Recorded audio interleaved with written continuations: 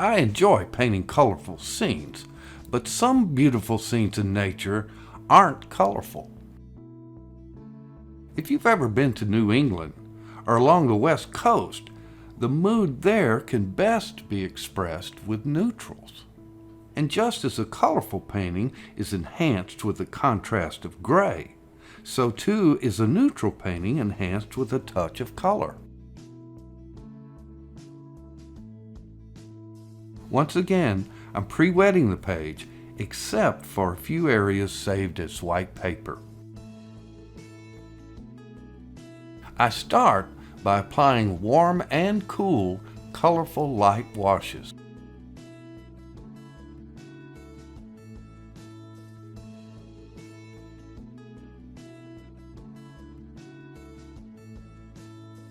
Immediately, I overpower this colorful page with my pre-mixed light gray wash, allowing it to blend down the page.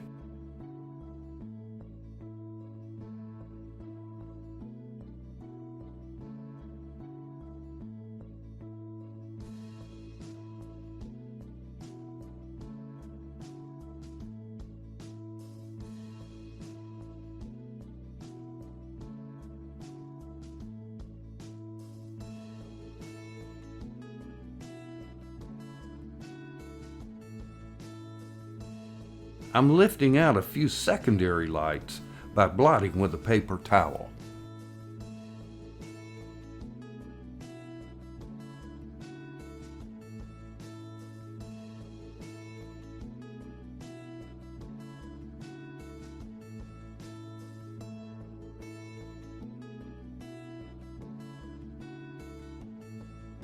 I want the water to have a hint of blue-green, but once it's mixed, I'm adding my palette gray to it to calm it down a bit.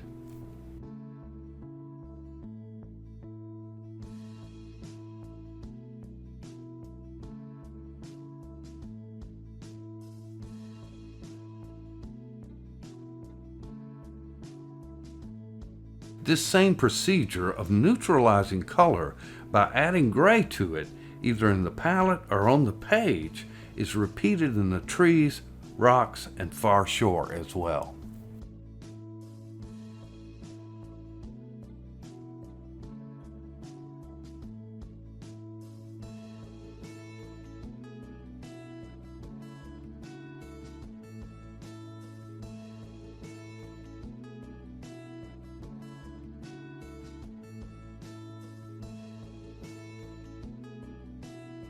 I'm adding burnt sienna to the palette gray to warm it up a bit before applying it to the lighthouse.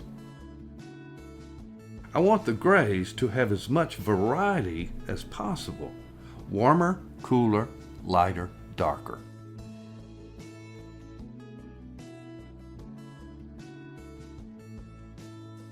I want the lighthouse to be in harmony with the theme of gray, but around the lighthouse I'm sneaking in a few notes of color to provide contrast.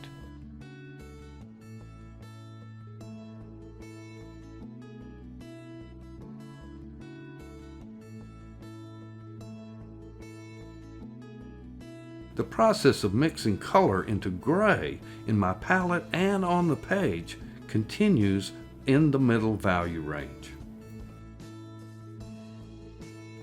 I'm using the same colors that I used in the lights, but much more pigmented and less water.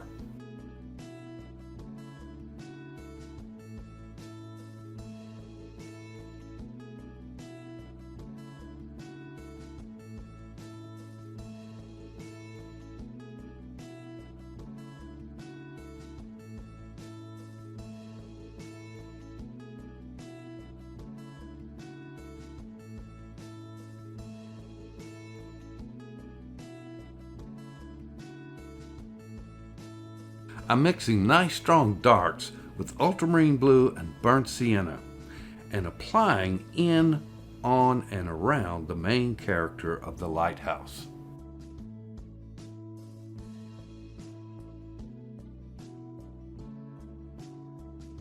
Then let it blend a touch lighter as I move into the support characters and let it blend warmer or cooler.